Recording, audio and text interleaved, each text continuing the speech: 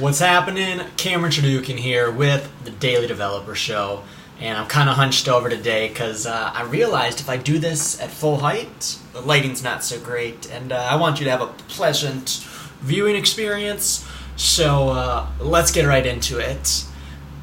Something that might happen to you as somebody that's working as a developer for the first time, as a junior developer, or even when you're just switching from one company to another company, something that's inevitably going to happen is you're going to have a lot of questions.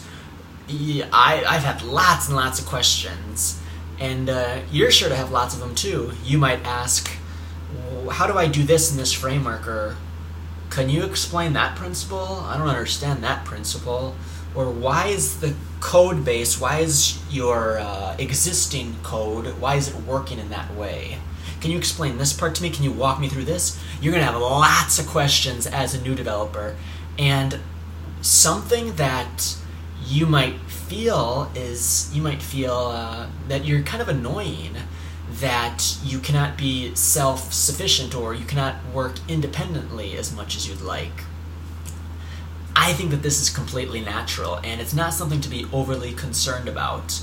But what I would recommend is being constructive in the way you ask your questions and being sure to ask the right questions so that you don't get on the nerves of the other developers on your team or in your office. Now, here's what I mean by that.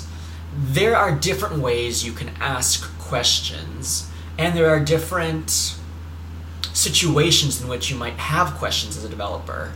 Now, there are some developers, junior developers, that as soon as they don't understand something, they immediately go and they ask some other developer on their team how to do something. And this is exactly what you don't want to do. Why do I say that? You're going to be very annoying. Why? Because you are constantly interrupting the other developers. While they want to help you improve and they want to make you a productive member of the team, we must acknowledge that they also have their own work that they need to do. So you constantly grilling them questions is not gonna be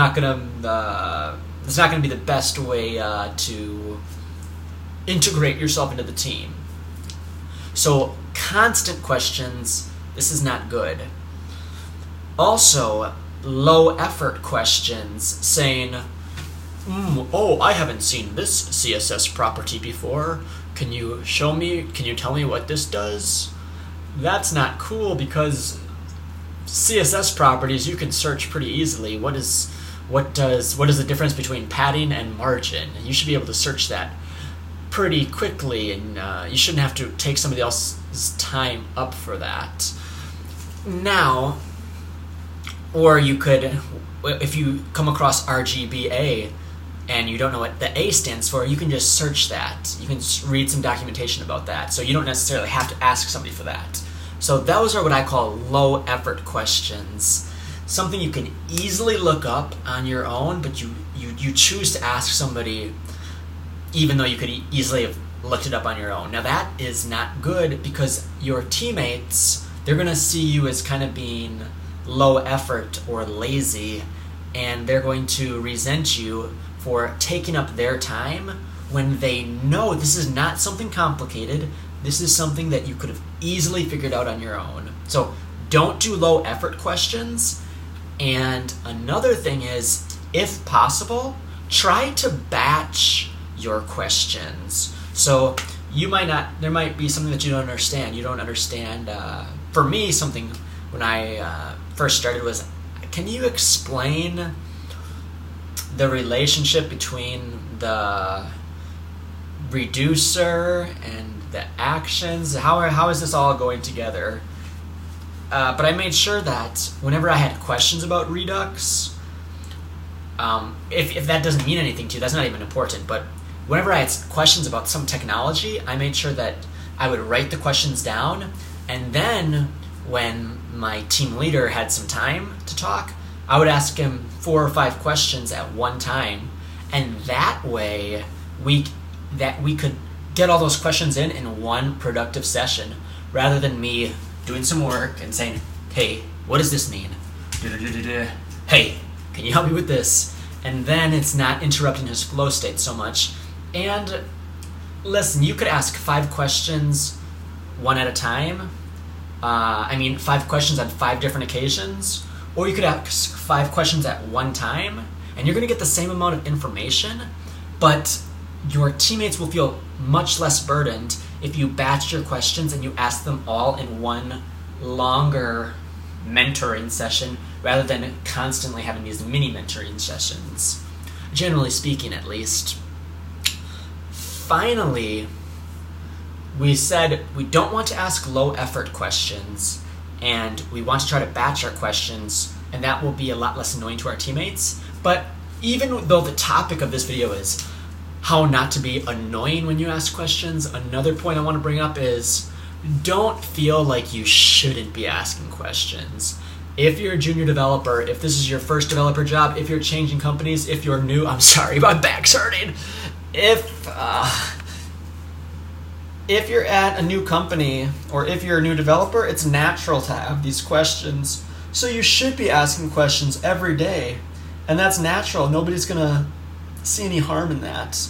The harm is just when they feel like you are not respecting their time, or you're just being lazy. So don't do that. But do ask questions. And here's a general rule.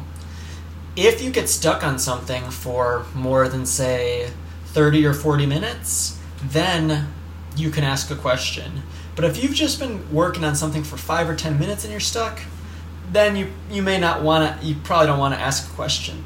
Maybe you could write that on your list, and if you don't solve that before their next mentoring session, then you could ask the question. But generally speaking, just don't be lazy. And most importantly, even if you ask questions that are not low effort, even if you ask good questions, make sure that you note the answers. Any question, well, not any question, but many, many, many questions can be quality questions the first time you ask them, but almost any question will become an annoying question if you ask it repeatedly.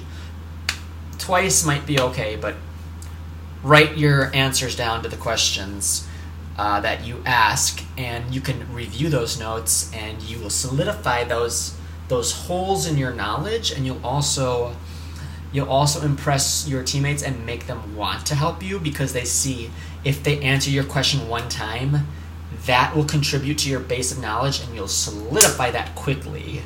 And that's cool. So I hope you found this video useful. I have been quite busy with this new developer job, and I'm trying to get better every day so that I can make more of these videos for you, and we can sooner rather than later, we can dive more into like the technical topics rather than these general advice videos. But thank you for watching, and I'll see you soon again in another episode of the Daily Developer Show.